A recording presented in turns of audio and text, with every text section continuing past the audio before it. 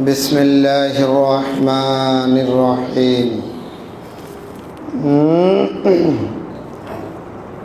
وذروا ظاهر الإثم وباطنه وقال رسول الله صلى الله عليه وسلم قل آمنت بالله ثم استقم اللهم صل وسلم وبارك عليك ونستغفرك ونتوب إليك फरवरदिगार आलमर दरबारे कलिमतु शुक्र अदय करছি আলহামদুলিল্লাহ।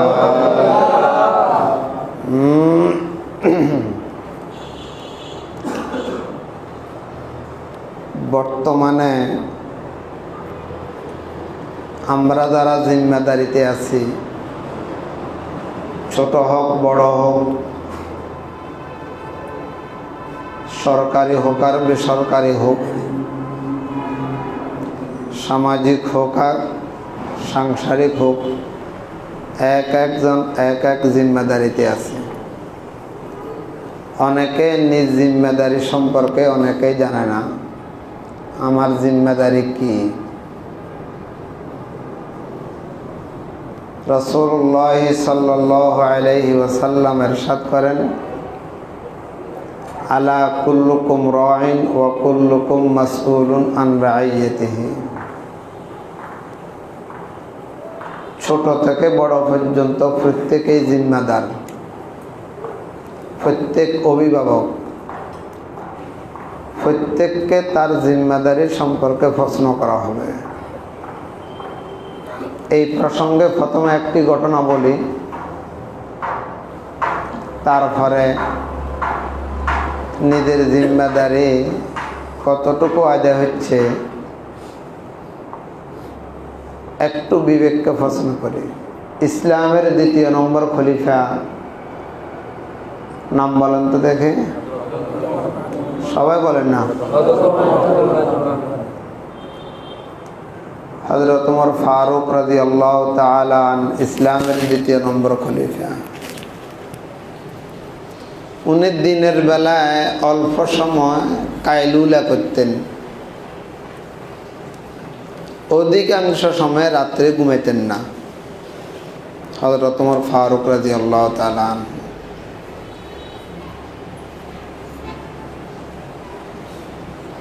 বিশেষ করে এশার নামাজের পরে সুবহে সাদেকের আগ পর্যন্ত উনি কি জিম্মাদারি আদায় করতেন।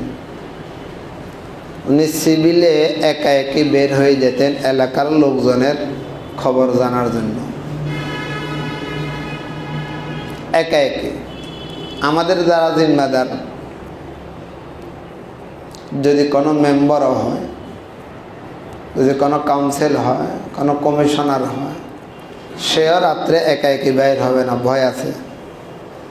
যেভাবে সে ওয়ার্ডের জিম্মাদারি আদায় করতেছে, চেয়ারম্যান যেভাবে চেয়ারম্যানের জিম্মাদারি আদায় করতেছে, তার বডি কার্ড ছাড়া বাইর হবে না। যেহেতু সে জানে আমি 2 নম্বর, আমি একা একই বাইর হলে কি আছে, ভয় আছে। হযরত ওমর ফারুক রাদিয়াল্লাহু তাআলা আনহু অর্ধ পৃথিবীর বাদশা ছিলেন, সুবহানাল্লাহ। ওনার খেলাফতের আমলে 22,000 বর্গ মাইল ওনার খেলাফতের অধীনে এসছে। উনি ইসলামের দ্বিতীয় নম্বর খলিফা। 10 বছর ওনার খেলাফতের আমল। তো একদিনের কাহিনী, উনি এশার নামাজের পরে বিচার ছিল, দায়িত্ব ছিল, দায়িত্ব আদায় করলেন। সবাইকে সবার আপন স্থানে চলে যাবার জন্য বললেন। আমার কাছে শীত লাগে, এটা বন্ধ করে দিন এখন। খলিফাতুল মুসলিমিন বের হলেন ঘর থেকে, এলাকার লোকজনের অবস্থা জানবে যে কে কি করতেছে। মদিনা শরীফের একটা জায়গা আছে, জায়গার নাম হচ্ছে মকামে হাররা। মকাম মানে জায়গা, হাররা ওই জায়গাটার নাম। তৎকালীন তো ঘরবাড়ি কম ছিল, ঝুপড়ির মতো ছিল ঘরবাড়ি, বেশিরভাগ খেজুর গাছের পাতা দিয়ে ঘরের ছানে ছিল। হযরত ওমর ফারুক রাদিয়াল্লাহু তাআলা আনহু যাইয়া দেখলো ঘরে আগুন জ্বলতেছে, অর্ধরাত্র, মনে করেন রাতের 12টা বা রাতের 11টা।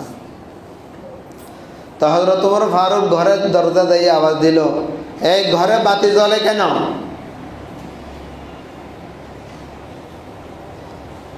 ঘর থেকে মহিলা আওয়াজ দিল, তুমি কে? আমার ঘরে আগুন জ্বলে, আবার তুমি প্রশ্নকারী, তুমি কে? বলে আমি একজন মুসাফির। পরিচয় দিলেন না। বলে জানতে পারে কি ঘরে কেন বাতি জ্বলতেছে? বলে না, বাতি তো জ্বলে না, আগুন জ্বলতেছে। বাতি আর আগুন এক ন, বাতিও আগুন দিয়ে জ্বালায়, বাতি জ্বালায় এক নিয়তে, আগুন জ্বালায় আরেক নিয়তে। বলে আমার ঘরে আগুন জ্বলতেছে। বলে অত রাত্রে ঘরে আগুন জ্বলে? বলে এই ঘরটা অমুক সাহাবীর ঘর। অমুক সাহাবী ওই যুদ্ধে শাহাদাত বরণ করছে,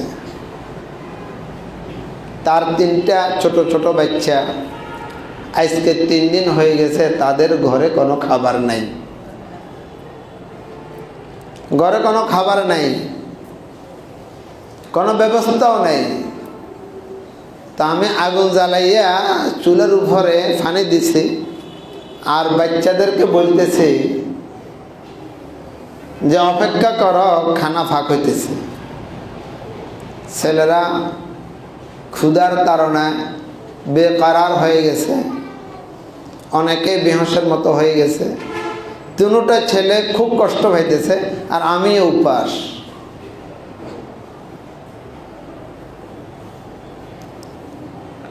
বলে খলিফাতুল মুসলিমিনের কানে খবর কেন দিলে না যে তোমার ছেলেরা আজকে 3 দিন পর্যন্ত উপাস? খলিফাতুল মুসলিমিনের কাছে তো খবর দিতে পারতে। খলিফাতুল মুসলিমিন তো উনি নিজেই। বলে আমার দায়িত্ব তো তা নয় যে আমি খলিফাতুল মুসলিমিনের কানে আওয়াজ দিব, খবর পৌঁছাবো। খলিফাতুল মুসলিমিনের দায়িত্ব কে কোন অবস্থায় আছে তার খবর লওয়া। আমি কেন খবর দিব? তার তো দায়িত্ব তার প্রজাদের, তার দেশবাসীর খবর লওয়া তার দায়িত্ব। এই জন্য আমি খবর দিইনি। বলে ঠিক আছে, গেলাম। হযরত খলিফাতুল মুসলিমিন হযরত ওমর ফারুক রাদিয়াল্লাহু তাআলা আনহু তড়িৎ গতিতে মদিনায় চলে আসলেন। অনেক রাত্র, জোরে আওয়াজ করলেন, এ কে আছো? বাইতুল মালের ঘরের চাবি তাড়াতাড়ি নিয়ে আসো। আমিরুল মুমিনিনের আওয়াজ শুনে আর কে বসতে পারে? আর কে কাহারও ঘুম আছে? চলে আসলো। আমিরুল মুমিনিন দরজা খুললেন। দরজা খুলে আটার পুরা একটা বস্তা নিলেন। কয় কেজিওয়ালা এটা আমার জানা নাই, কিতাবে বস্তা লিখছে। আগিলা জমানা তো বস্তা বড় হইতো, এখন না ছোট হইতে হইতে 25 কেজিওয়ালা, 10 কেজিওয়ালা, 5 কেজিওয়ালা। আগে তো সেলের বস্তা ছিল 2 বিঘা বস্তা। হ্যাঁ, বস্তা এখন ডিজিটাল যত হইতেছে বস্তা তত ছোট হইতেছে। খলিফাতুল মুসলিমিন বলে আমার কাঁধে উঠাইয়া দাও, খানার বস্তা আমার কাঁধে উঠাই দাও। খাদেমরা বলে না হুজুর আমাদের কাঁধে। বলে না, কাল কিয়ামতের ময়দানে আমার বিরুদ্ধে আপিল করবে, আমাকে জবাবদিহি করতে হবে, তখন তো তুমি আমার কাঠগড়ায় থাকবে না মালিকের দরবারে, আমার কাঁধে উঠে দাও। আর খলিফাতুল মুসলিমিন তো এমন, একবারের বেশি 2 বার তার সামনে কেউ কথা বলতে পারে না, কাহারও টু শব্দ করার কোনো ক্ষমতা নাই। উঠে দিলেন খলিফাতুল মুসলিমিনের ঘাড়ে আটার বস্তা। খাদেমকে বলল, আমি তো আটার বস্তা লইছি, তুমি গোস্ত পাক করতে যা লাগে, গোস্ত সহ তেল মশলা সামগ্রী যা লাগে, আমার পিছনে পিছনে দৌড়ো। সেই রাতের অন্ধকার আমিরুল মুমিনিন প্রজাদের খোঁজে নিজের দায়িত্ব আদায় করার নিয়তে গেলেন সে মাকামে হাররা। ইতিহাসের কিতাবে লেখে মদিনা শরীফ থেকে হাররা জায়গাটা 12 কিলোমিটার দূরে। কয় কিলোমিটার বলেন না? মনে করেন না ফেনী, আমাদের এখান থেকে ফেনীর লাগে 10-11 কিলোমিটার। আর এটা তো সমতল রাস্তা নয়, পাহাড় পর্বত জঙ্গল। একবার গেছে, আবার আসছে, আবার যেতেছে। কখন? রাতের 12টা। রাতে 12টা গেলেন। যাওয়ার পরে বস্তা রাখলেন, খাদেমে গেল। ও মহিলাকে বলল, মা অপেক্ষা করো, তোমাদের ফাতিলগুলা দাও, আমরা নিজ হাতে রুটি বানাবো, গোস্ত পাক করব, এরপর আমরা তোমাদেরকে ঘরে দেব। মহিলা বলল, না আমাদেরকে দেন। বলা না, আমার দায়িত্ব আমি। খাদেম রওয়ায়াত করতেছে, খলিফাতুল মুসলিমিন নিজে তো আর বর্ণনা করে না নিজের কথা। আজকাল তো আমরা কেউ যদি 4 আনার কাজ করে 12 আনার গপ মারি। বুঝেন না কথা? কাজ করে 4 আনা, গপ মারে 12 আনা। নিজে গপ মারার জন্য লোক তৈরি করে। কথার কথা, আমাকে কেউ চেয়ারম্যান বানাইলো, আমাতে কোনো একটা কমিটির কোনো একটা পদে দিল, তো মানুষেরা তৈরি করে ফুসলাইয়া যে আমারে ফুলের শুভেচ্ছা দাও, আমাকে ক্যাশ দাও, আমাকে এই দাও সেই দাও। এটা এখন সব দলে শুরু হয়েছে। হয়েছে হুজুরকেও শুরু হয়েছে।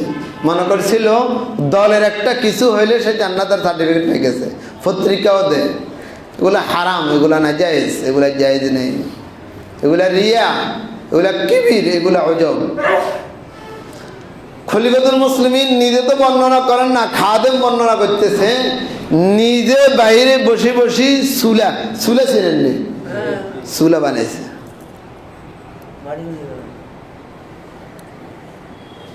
পাথরেলি জায়গা চুলা বানাইলেন, ঘর থেকে ফাতিল লইলেন, যা যা লইবার লইলেন। খাদেমকে বলল, দাও তুমি রুটি বেলো, আমি রুটি সেকি। এখন রাত্রের বেলা অন্ধকার, আগুন ধরে না। কিতাবের মধ্যে লেখে খলিফাতুল মুসলিমিন আগুন ধরার জন্য ফু যে মারছে, ফু আগুন ধরার জন্য কি মারণ লাগে? ফু মারণ লাগে। খলিফাতুল মুসলিমিন আগুন ধরার জন্য যে ফু মারছে, এরপরে আগুন ধরছে। এরপরে খলিফাতুল মুসলিমিন যখন উঠল, কে? যিনি অর্ধ পৃথিবীর বাদশা হযরত ওমর ফারুক রাদিয়াল্লাহু তাআলা আনহুর দাড়ি অন্যদের তুলনায় বেশি ছিল। হযরত ওমর ফারুকের দাড়ির থেকে যে এভাবে ভা ভা করে ধোঁয়া বাইরেতেছে, আমি নিজের চোখে দেখতে আছি। গোস্ত ভাগ করলেন সেই খলিফাতুল মুসলিমিন, রুটি সেকলেন সে খলিফাতুল মুসলিমিন, রুটি গোস্ত ঘরে দিলেন। ঘরে দিয়ে বলল, আনন্দে তুমি তোমার ছেলেদেরকে নিয়ে এগুলো খাও, আর বাহিরে আরো আটা রয়ে গেছে, এগুলো আমরা গেলে তোমরা ঢুকে নিও। চলে আসলো, আসিয়া ঘর থেকে একটু দূরে দাঁড়ায় রইল, অপেক্ষা করতেছে। খাদেম বলে, হুজুর দেরি হয়ে যেতেছে, তো দেরি হয়ে যেতেছে, সবে সাদেক হবে, ফজরের নামাজের আজান দিবে, তাহাজ্জুদের টাইম যায়। বলে অপেক্ষা করো। বলে কেন? কয় এদেরকে আমি কাঁদতে দেখছি, বাচ্চাদেরকে আমি, আরে কথা বলেন না, বাচ্চাদেরকে আমি কাঁদতে দেখছি। যতক্ষণ পর্যন্ত তাদের মুখে হাসি দেখবো না, ততক্ষণ পর্যন্ত আমার কলিজা ঠান্ডা হবে না।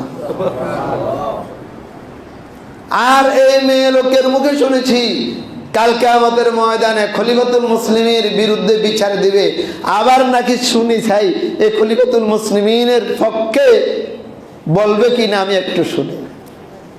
খাদেম বলতেছে, আমরা দাঁড়ায় রইলাম, এদিক দিয়ে দেরি হয়ে যাচ্ছে। তারা আনন্দে খেতেছে, আর বাচ্চারা বলতেছে, যে আমাদের জন্য খানার ব্যবস্থা করছে, আল্লাহ তাকে দুনিয়ায় আখেরাতে ইজ্জত সম্মান বাড়াইয়া দাও। বাচ্চারা বলতেছে। তো এই ছোট বাচ্চা মাকে জিজ্ঞেস করো, মা এই কে? কখনো মুসাফির হবে?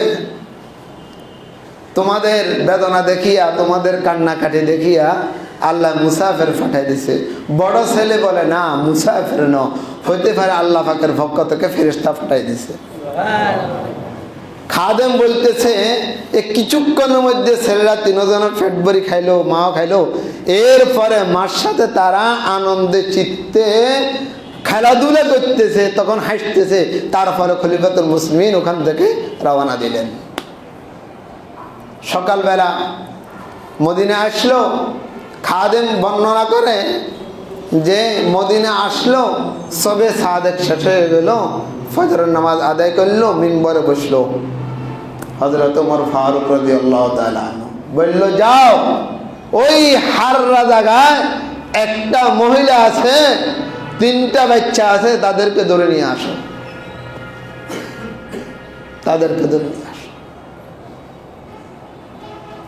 তড়িৎ গড়িতে গেল, দূত গেল, বাহিনী গেল, যাইয়া বলল যে তোমাকে এবং তোমার ছেলেদেরকে আমিরুল মুমিনিন দরবারে তলব করছে।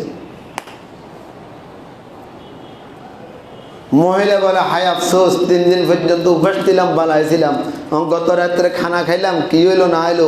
আর আমিরুল মুমিনিন খলিফাতুল মুসলিমিন ওমর তো গরম মানুষ, ওখানে গেলে কি না কি হয় আল্লাহ ভালো জানে। আর ওমর তো কেমন তবিয়তের লোক, যারা আপনারা জানেন তারা জানেন। গরম তবিয়তের লোক শব্দ মানায় থাকে, এর কথা কয় না। কেউ ঠান্ডা তবিয়তের কথা বলে, কেউ গরম তবিয়তের কথা বলে। গরম তবিয়তের কথা হযরত ওমর ফারুক দিনের স্বার্থে বলছে না নিজের স্বার্থে বলছে? জোরে বলেন, দিনের স্বার্থে না নিজের স্বার্থে? এখন কেউ যদি দিনের স্বার্থে বলে, শেখ মুজিবের ভাস্কর্য করা হবে না, আল্লাহর 99 নাম করা হবে। আর কোন কমবক্ত, কোন বজ্জাত যদি বলে ঘাড়ি মটকে দেবে, সে কমবক্ত মুসলমান হতে পারে না, সে বজ্জাতের বাচ্চা সে ব্যক্তি। তারা তো দিনের স্বার্থ বলেছে। বাংলার জমিন মুসলমানের দেশ, তিতুমিরের দেশ, জালালউদ্দিনের দেশ, সেই হযরতে হাফিজ হুজুরের দেশ, সেই শাহ মাকদুমের দেশ, সেই শাহ কোরআনের দেশে তোমরা ভাস্কর্য করিবা, মূর্তি স্থাপন করিবা, বলছে আল্লাহর 99 নামকে স্থাপন করো। আর তুমি উপমন্ত্রী হইয়া ক্ষমতা পাইয়া, আর কত ক্ষমতা এরকম ফেরাউনের ছিল, নমরুদের ছিল, হ্যাঁ কত ফেরাউন সাদ্দাদের ছিল, তাদের নাম নিস্তে নাবুদ নাই। তুমি উলামায়ে কেরামের ঘাট মটকে দিবে, এই কারণে শেখ মুজিবের বিরুদ্ধে বলে নাই, বলছে আল্লাহর নামের, আল্লাহর 99 নাম দিয়ে তুমি একটা মিনার স্থাপন করো, তুমি ঘাট মটকে দিবে ক্ষমতা পাইয়া। এই ক্ষমতা ফেরাউনের ছিল, এই ক্ষমতা বেশি দিন টিকবে না ইনশাআল্লাহ। হযরত ওমর ফারুক রাদিয়াল্লাহু তাআলা আনহু তো গরম ছিল ইসলামের পক্ষে।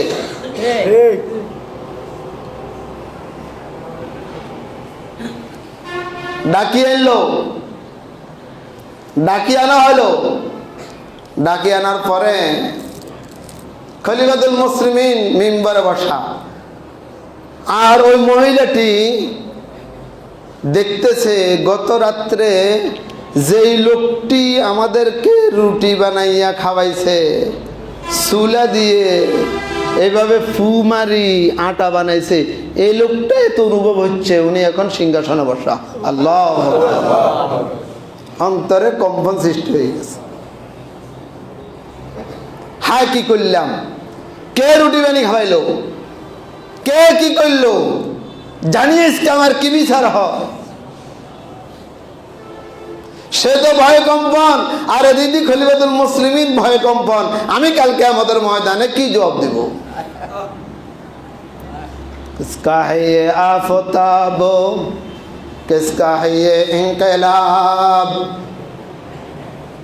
किसका है ये आफताब, किसका है ये इंकलाब, किसका है ये माताब, किसका है ये इंजज़ाब।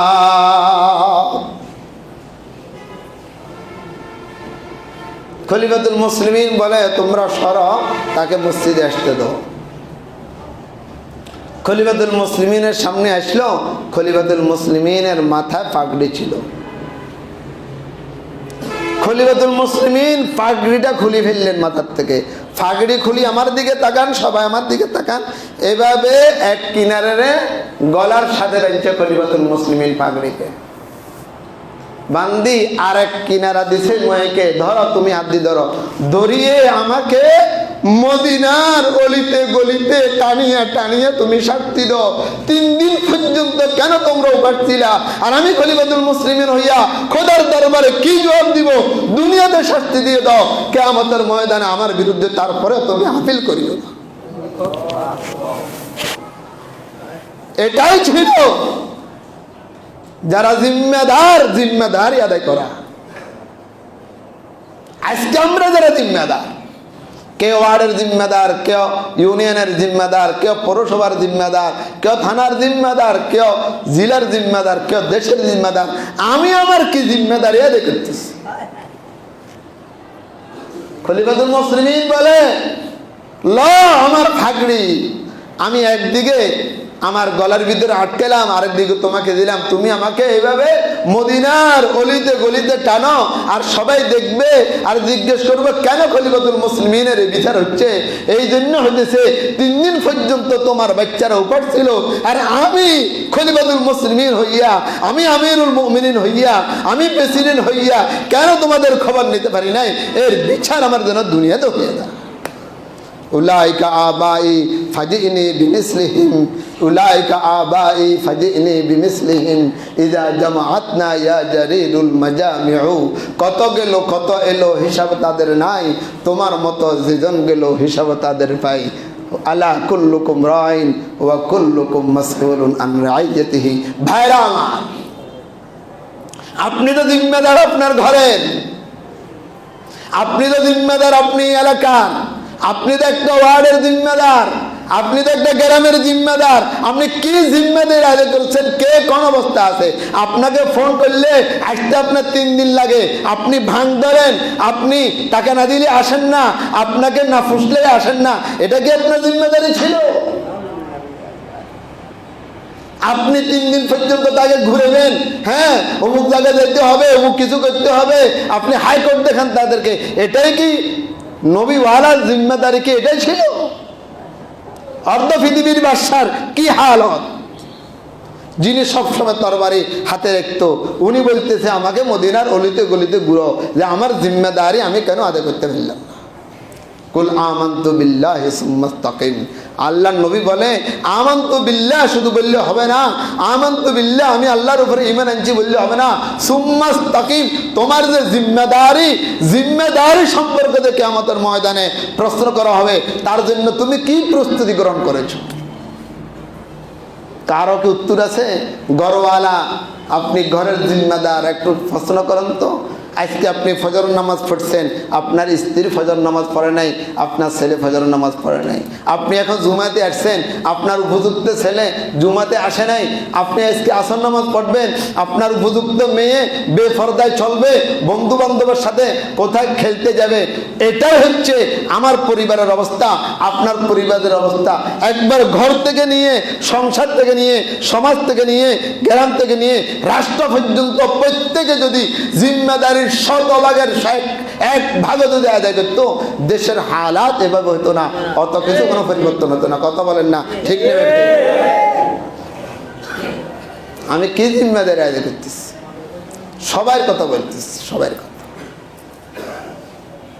আপনি নিজে নিজে নামাজি না, আপনি তো নিজে নিজে নামাজি হলে হবেন না। আপনার হার লাইনে, আপনার গ্রাম, আপনার ওয়ার্ড, আপনার সমাজ, আপনার বাড়ির হার লাইনে আপনি খবর রাখতে হবে, হার লাইনে। না আপনাকে কে বলছে জিম্মেদার হইতে? কে বলছে আপনি ফাটতে হইয়া আপনি বিজয় হইতে? আপনাকে কে বলছে?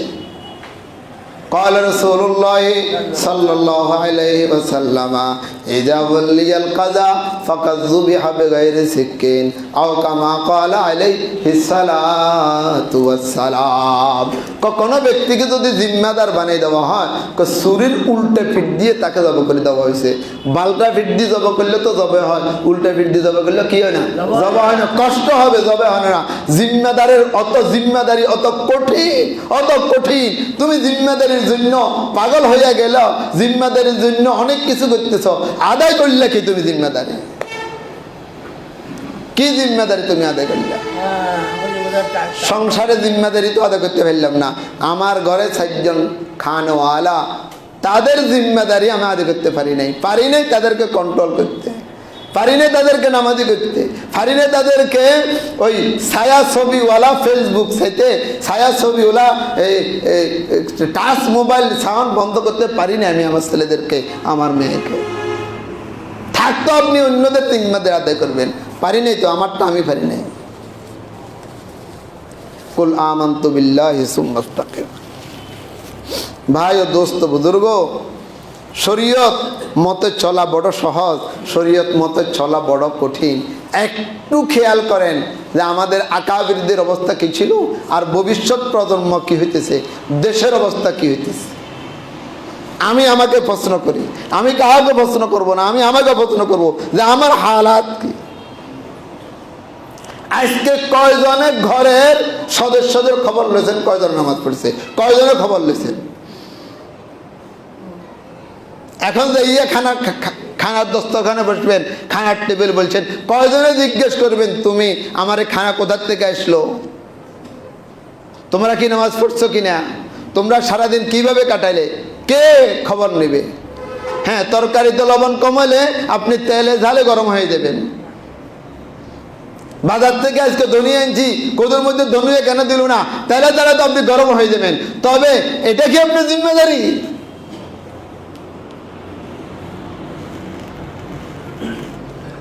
জিম্মেদারি প্রথমে বুঝতে হবে, তারপরে জিম্মেদারি আদায় করতে হবে। আমরা তো জিম্মেদারি বুঝিও না যে কি করতে হবে, আমাকে কি করতে হবে।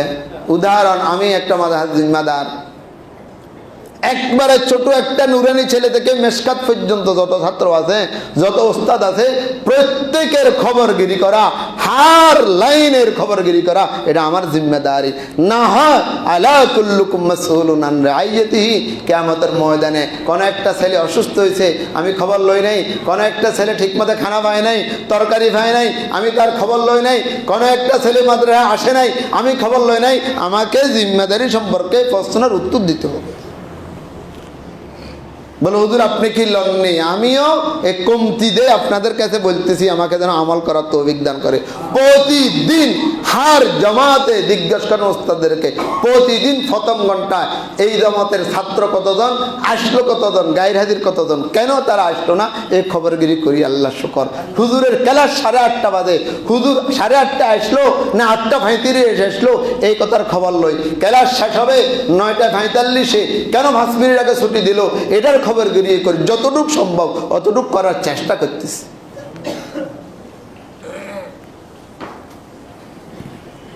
আপনি মনে করছেন আমার তো কোনো জিম্মেদারি নেই, না, আপনি হিসেবে জিম্মেদারি, আপনার আর কেহ নাই, আপনি একা। তাহলে আপনার জিম্মেদারি আপনি কি আদায় করলেন? ফজর পর থেকে এখন 1টা বাজতেছে, এই ফজর হইল 5টা বাজে, 4:30 বাজে, এই পর্যন্ত আপনি কি জিম্মেদারি আদায় করলেন, কি হক আদায় করলেন আপনার এই শরীরের? এই শরীরের কি কোনো হক নাই? কোনো হক নাই শরীরের? আপনি কি হক আদায় করলেন আপনি আপনার শরীরের? যাকে আল্লাহ নবী বলছে আবু বকর ফিল জান্নাহ ওয়া ওমর ফিল জান্নাহ, বেহেশতের মধ্যে সিরিয়ালে ওমর কয় নম্বরে? যে ব্যক্তি 2 নম্বর বেহেশতি, যাকে বেহেশতে ভাইয়া বেহেশত গর্ব করবে, উতরেবে, লাফালাফি করবে, সে বলে আমাকে শাস্তি দাও, আমি কেন জিম্মেদারি আদায় করতে পারলাম না। সে বলতেছে। একদিন হযরত ওমর ফারুক রাদিয়াল্লাহু তাআলা আনহু জুমার খুতবা দিতেছে, সুন্দর একটা জামা গায়ে দিয়ে। সাধারণ একজন ব্যক্তি বলে, ওমর খুতবা বন্ধ করো। মদিনার মসজিদ, যেখানে সারা বিশ্বের মানুষ। খুতবা বন্ধ করো। হযরত ওমর ফারুক খুতবা বন্ধ। বলো কি বলবে? বলে আপনি যে আজকে অত সুন্দর একটা লম্বা জামা গায়ে দিয়েছেন, কোথায় পেয়েছেন জামাটা একটু বলেন। আমাদেরকে গত সপ্তাহে প্রত্যেকের এক টুকরা জামার কাপড় দিয়েছেন, আমরা জামা ছিলেছি, আমগো জামা হইলো ছোট, আপনাদেরকেও দেখা যেতেছে ওই কাপড়ের জামা ছিলেছেন, তবে আপনার জামাটা বড়। তো নিশ্চয় আপনি 2 টুকরা নিছেন। তা আপনি যেহেতু আমিরুল মুমিনিন, আপনি যেহেতু খলিফাতুল মুসলিমিন, আপনি 2 টুকরা নিছেন, এটা কি আপনার জন্য বৈধ না অবৈধ? এটার উত্তর দেন, খুতবা দেন। হযরত ওমর ফারুক দাঁড়া দিছে। উত্তর মানে প্রশ্ন করার সাথে সাথে খলিফাতুল মুসলিমিনের ছেলে আব্দুল্লাহ দাঁড়ায় গেল। আব্দুল্লাহ হযরত ওমরের ছেলে। প্রশ্নকারী বলে বসো। প্রশ্ন করেছে তোমার আব্বাকে, উত্তর কেন তুমি দিবা? বলে আমার উত্তর না হলে আব্বা উত্তর দিবে, আমার উত্তরটা শোনো। বলে আব্বাও 1 টুকরা জামা ফেছে, আমি 1 টুকরা জামা ফেছি। আব্বার টুকরা দিয়ে আব্বার জামা ছোট হয়, আমার টুকরা দিয়ে আমার ছোট হয়। তা আমি কি করবো? আব্বা তো যেহেতু খলিফাতুল মুসলিমিন খুতবা দিবে, আব্বার জামাটা একটু লম্বা দরকার, আমার টুকরাটা আমার আব্বাকে হাদিয়া দিয়ে দিছি। আব্বার টুকরা আর আমার টুকরা দোনো টুকরা দিয়ে জামা ছিলেছে, এই জন্য আব্বার টুকরাটা বড় হয়ে গেছে। সুবহানাল্লাহ। প্রশ্নকারী বলে হ্যাঁ আমি উত্তর পেয়েছি, যাও এখন তুমি খুতবা দিতে পারো। কে? যিনি 2 নম্বর বেহেশতি, যিনি অর্ধ পৃথিবীর বাদশা। জামা কেন লম্বা হলো? উত্তর দেওয়া ছাড়া খুতবা বন্ধ। ওমর ফারুক গরম ঠিক, তবে হকের উপরে গরম, না হকের উপরে গরম ন।